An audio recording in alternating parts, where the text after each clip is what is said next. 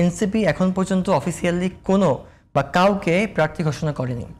আমরা টিভিতে যা দেখছি এটা পুরোপুরি যেটা হয়েছে ব্যক্তিকেন্দ্রিক, কিংবা আপনার সাথে আমার সম্পর্ক আছে। আপনি দেখেছেন যে আমি হয়তো এই আসনে কাজ করেছি গত 6 মাস 1 বছর ধরে, আপনি এটা ফটোকার্ড বানিয়ে দিয়েছেন। আমাদেরকে এখন পর্যন্ত টেলিভিশনগুলোতে নিউজ হলো, পত্রিকাগুলোতে নিউজ হলো। ইয়েস, এটাই গতকালকে আমাকে কমপক্ষে 10 জন ফোন করেছে, ভাই আপনি কোন আসন থেকে ইলেকশন করবেন, আপনি তো মেহেরপুর 2-এ কাজ করছেন, আপনাকে সব জায়গায় টিভি চ্যানেলে দেখিয়ে কাজ করছেন, ওখানে এলাকাতে আপনার জনসমর্থন আছে, গ্রহণযোগ্যতা আছে, আপনি মনোনয়ন পেয়েছেন কিনা। আমি বলেছি ভাই আমাদের অফিসিয়ালি এখন পর্যন্ত কোনো মনোনয়ন ডিক্লেয়ার হয়নি। নির্বাচনী আবহ, স্বস্তি না সংঘাত? প্রশ্ন না করি, স্বস্তি না সংঘাত? আমি তো মনে করি যে অবশ্যই স্বস্তি হওয়ার মতো বিষয়। বাংলাদেশের মানুষ গত 1.5 যুগ নির্বাচনে কোনো ভোট দিতে পারেনি। বাংলাদেশে যাদের বয়স 35 তারাও কিন্তু ফার্স্ট টাইম ভোটার এখন রয়েছে। তো অবশ্যই স্বস্তি হবে, তবে স্বস্তি হওয়ার আগে আমাদের রাজনৈতিক দলগুলোর মধ্যে একটা সমঝোতা হওয়া প্রয়োজন। তা না হলে একটা সংঘাতের দিকেও যেতে পারে বলে অনেকে আশঙ্কা করছেন। তবে যে টিকটকে আমার সহালোচক বলছিলেন যে দেখেন, এই 24 গণঅভ্যুত্থানের পরবর্তীতে বাংলাদেশে আমরা সংস্কার চেয়েছি, আমরা বিচার চেয়েছি, আমরা রাষ্ট্রের শাসন ব্যবস্থার ভিত্তি পরিবর্তন চেয়েছি। এটা নিয়ে কিন্তু ঐক্যমত কমিশন 84টা প্রস্তাব দিয়েছে, অনেকগুলো একমত হয়েছে, কিছু কিছু নোট অফ ডিসেন্ট আছে, কিছু বিষয় এখনও বিতর্ক রয়েছে। যদি বিতর্কগুলোকে সমাধান করা যায় রাষ্ট্রের স্বার্থে, জনগণের স্বার্থে, তাহলে এটা অবশ্যই স্বস্তি হবে।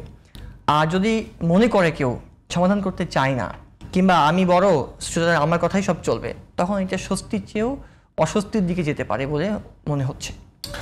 একটা বিষয় বলি, যদি আমি গতকাল বিএনপি তাদের প্রার্থিতা ঘোষণা করেছে বিভিন্ন আসনে, একটা বিষয় কিন্তু থেকেই যাচ্ছে যে এটা কাকতালীয় কিনা, যে কিছু আসনে এনসিপি তাদের প্রার্থিতা ঘোষণা করেছে, বিএনপি যে আসনগুলোতে তাদের প্রার্থিতা ঘোষণা করেনি সেটার সঙ্গে মিলে গেছে। এটাকে কাকতালীয় নাকি কোনো সিদ্ধান্তের ব্যাপার? প্রথম কথা হচ্ছে এনসিপি এখন পর্যন্ত অফিসিয়ালি কোনো বা কাউকে প্রার্থী ঘোষণা করেনি। আমরা টিভিতে যা দেখছি এটা পুরোপুরি যেটা হয়েছে ব্যক্তিকেন্দ্রিক, কিংবা আপনার সাথে আমার সম্পর্ক আছে। আপনি দেখেছেন যে আমি হয়তো এই আসনে কাজ করেছি গত 6 মাস 1 বছর ধরে, আপনি এটা ফটোকার্ড বানিয়ে দিয়েছেন। আমাদেরকে এখন পর্যন্ত টেলিভিশনগুলোতে নিউজ হলো, পত্রিকাগুলোতে নিউজ হলো। ইয়েস, এটাই গতকালকে আমাকে কমপক্ষে 10 জন ফোন করেছে, ভাই আপনি কোন আসন থেকে ইলেকশন করবেন, আপনি তো মেহেরপুর 2-এ কাজ করছেন, আপনাকে সব জায়গায় টিভি চ্যানেলে দেখিয়ে কাজ করছেন, ওখানে এলাকাতে আপনার জনসমর্থন আছে, গ্রহণযোগ্যতা আছে, আপনি মনোনয়ন পেয়েছেন কিনা। আমি বলেছি ভাই আমাদের অফিসিয়ালি এখন পর্যন্ত কোনো মনোনয়ন ডিক্লেয়ার হয়নি। আপনি দেখেছেন আমাদের দপ্তর থেকে কিংবা আমাদের টপ 10 বা টপ 3 থেকে কোনো এখন পর্যন্ত অফিসিয়ালি কোনো ঘোষণা এনসিপি দেয়নি।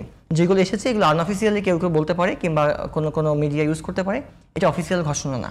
তবে এনসিপি এখন পর্যন্ত এনসিপির স্ট্যান্ড হচ্ছে আমরা বাংলাদেশের 300 আসনেই আমাদের প্রার্থী ঘোষণা করতে চাই। দ্বিতীয়টি হচ্ছে মানুষ পরিবর্তন চাই, সুতরাং পরিবর্তন যেহেতু চাই, আমরা আগের যে পুরাতন বন্দোবস্ত ছিল, যেই বন্দোবস্ত মানুষের আশা এবং আকাঙ্ক্ষার মেলবন্ধন ঘটাতে পারেনি, সেখানে এনসিপি তার নতুন নেতৃত্ব দিয়ে সেখানে সৎ, যোগ্য এবং শিক্ষিত এবং দেশপ্রেমিকদেরকে এখানে এনে আমরা মনে করি যে এনসিপি আগামী বাংলাদেশকে নেতৃত্ব দেওয়ার দিকে প্রস্তুত আছেন।